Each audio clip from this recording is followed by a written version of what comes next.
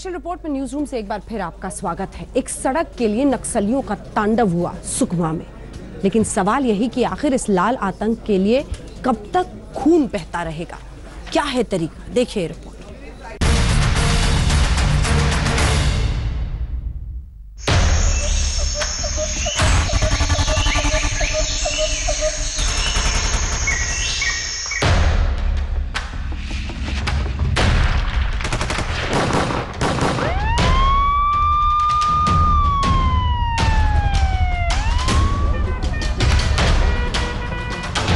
ये हिंदुस्तान के जवानों पर सबसे घातक हमला है। देश के अंदर नक्सली कैसे बारूद लेकर घूम रहे हैं और आतंक का खूनी खेल खेल रहे हैं, ये उसकी जीती जागती तस्वीर है। आज हम आपको दिखाएंगे कि देश के जवानों से नक्सलियों को इस कदर नफरत क्यों है, क्यों नक्सली हिंदुस्तान के रक्षकों को इतनी भयानक मौत देने पर आमादा है, क्यों नक्सलियों को देश के जवानों का खून बहाने में मजा आता है। तस्वीरें छत्तीसगढ़ के सुकमा में बुरकापाल गांव के जंगलों की है। जी हां, यही वो जगह है जहां की धरती नक्सलियों ने देश के 25 जवानों के लहू से लाल कर।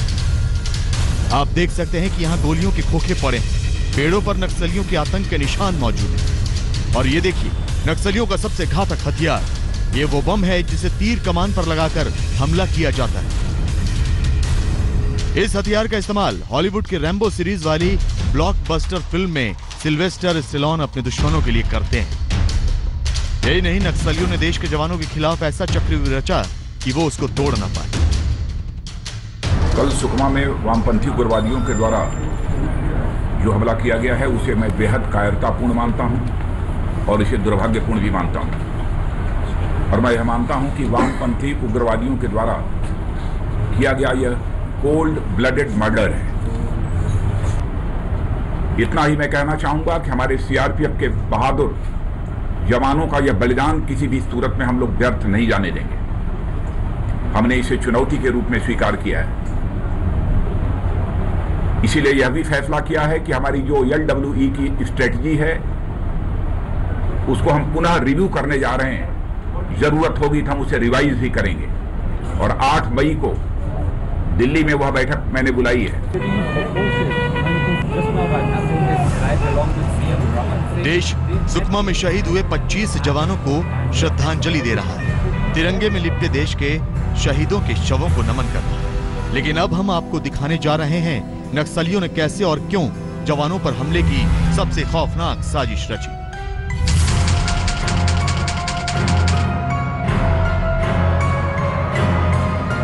सड़क निर्माण की सुरक्षा में लगे सीआरपीएफ की 74वीं बटालियन के जवान ड्यूटी से लौट रहे थे। वो सड़क जिसे नक्सली कतई बनने नहीं देना चाहते। ये जवान दोपहर का खाना खाने की तैयारी में थे। इस बात से अनजान कि नक्सलियों ने उनकी मौत का चक्रव्यूह तैयार करके रखा है। जैसे ही लंच शुरू होता है, नक्सली जवानों पर गोलियां बरसाना शुरू कर देते हैं। इस हमले के दौरान नक्सलियों ने बुरकापाल गांव की करीब 50 महिलाओं और बच्चों को अपनी ढाल बनाया।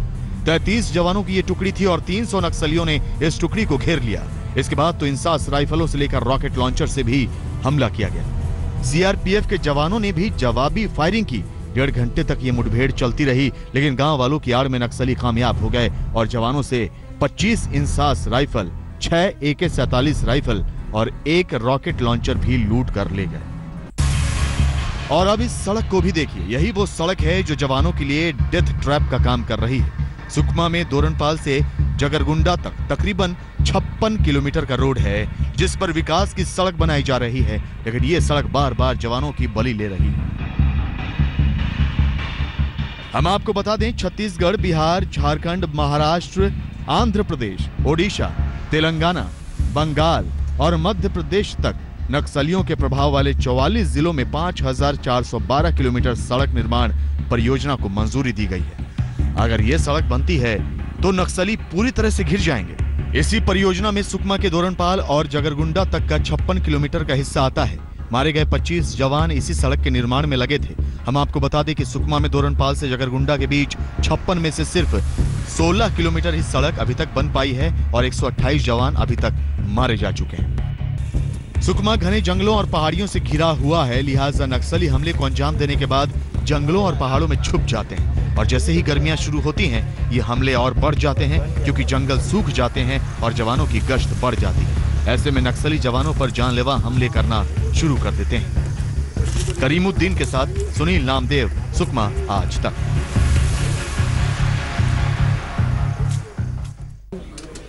आतंक के इस खूनी खेल के बीच इस जज्बे को तो जरा देखिए।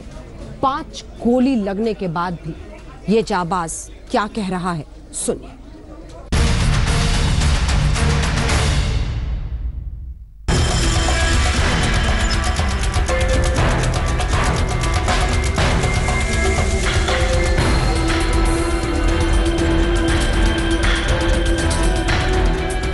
ये गांव वाले के हाथ में भी AK-47 जिन्होंने हमारे ऊपर एनकाउंटर किया है, गोली हमारी जवानों को।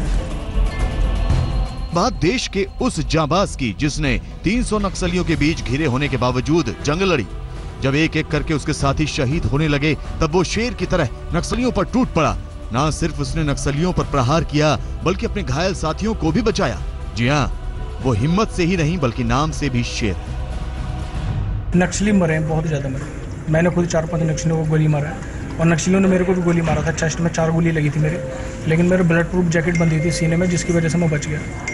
बाकी जो जवान घायल थे मेरे साथी, उनको उठा के मैं मोबाइल बंकर में लेके आ रहा था कंधे पे, तो जब गोलियां लगी मेरे सीने पे तो मैं गिर गया जमीन में। देश का ये शेर दुश्मनों से खूब लड़ा, इस बात की परवाह किए बगैर कि जिनसे ये लड़ाई लड़ रहा है वो ना सिर्फ तादाद में ज्यादा हैं बल्कि उनके पास घातक हथियार भी हैं। 300 की स्ट्रेंथ थी नक्सलियों की और उसके बीच में गांव वाले भी मिले हुए थे, ग्रामीण भी मिले हुए थे।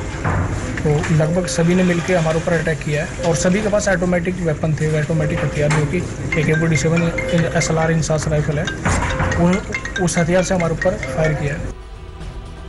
देशभक्ति और जाबाजी का जज्बा देखिए, जोश में भी इसने होश नहीं गंवाया। शेर मोहम्मद ने अपनी जान भले ही खतरे में डाल दी, लेकिन उन गांव वालों पर गोलियां नहीं चलाई जिन्हें नक्सली अपनी ढाल बनाकर लाए थे। कपल गांव में वो लोग नक्सलियों का मदद किए हैं और गांव वाले के ऊपर हमने गोली चलाई नहीं, क्योंकि ये ग्रामीण है और उसी वजह से हम लोग धोखा खाए हैं। गांव वाले नक्सलियों के साथ में मिले हुए हैं। शेर मोहम्मद को 5 गोलियां लगीं, वो रायपुर के अस्पताल में भर्ती हैं। बुलंदशहर के गांव आसिफाबाद चांदपुरा के रहने वाले शेर मोहम्मद छत्तीसगढ़ में पिछले 4 साल से तैनात हैं। कई बार नक्सलियों से लोहा ले चुके हैं। अस्पताल के बिस्तर पर देश का ये शेर बता रहा है कि उसने नक्सलियों के सीने पर गोली मारी। शेर मोहम्मद कहते हैं कि सरकार अगर उन्हें स्पेशल पावर दे तो एक बार में नक्सलियों का काम तमाम कर देंगे। तो मैं ये चाहता हूँ माननीय प्रधानमंत्री जी से और गृह मंत्री राजनाथ सिंह जी से कि यहाँ पे पावर एक्ट हमारे को दिया जाए कि बीच में कोई हमारे बीच में दखलंदाजी ना कर सके। गांव वाले बहुत ज्यादा नक्सलियों से मिले हुए हैं और उन्हीं के चक्कर में हम लोग धोखा खाए हैं।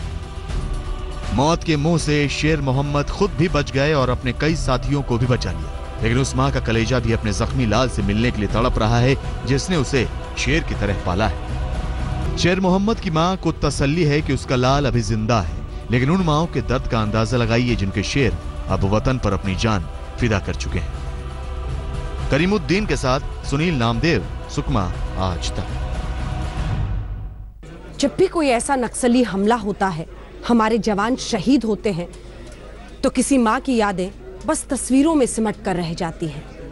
कोई पत्नी बिलख बिलख कर अपने पति के लिए रोती है, कोई बच्चा परेशान होकर बिलखता रोता दिखता है अपने पिता के लिए।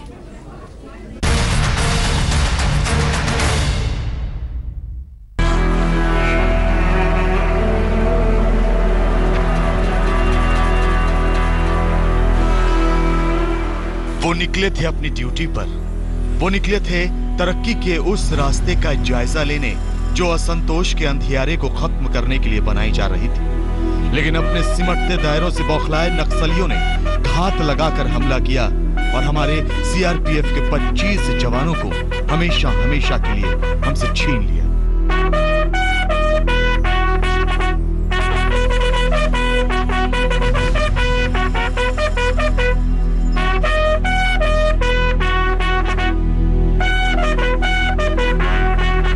अब सुकमा में शहीद हुए जवानों के घरों में मातम ने डेरा डाल लिया है।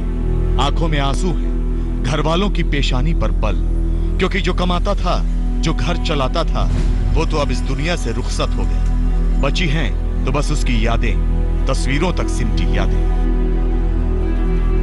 कमाने वाला तो वही था, नौकरी करने वाला, अभी वही नहीं रहा। अब क्या करें?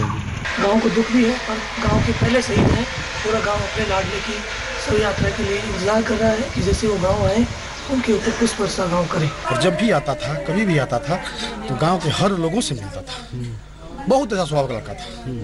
शायद ये गांव भरपाई नहीं कर पा रहा।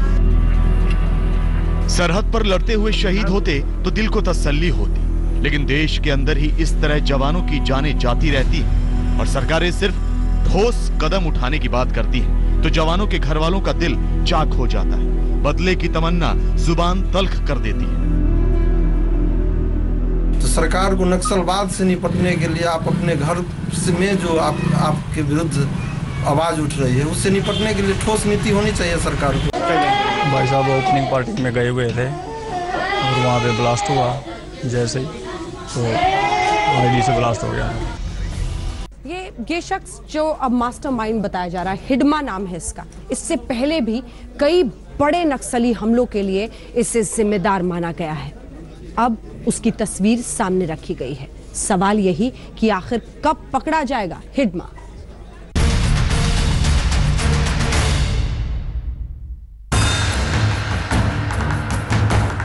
ये है हिंदुस्तान का गुनहगार नंबर 1, देश का सबसे बड़ा दुश्मन।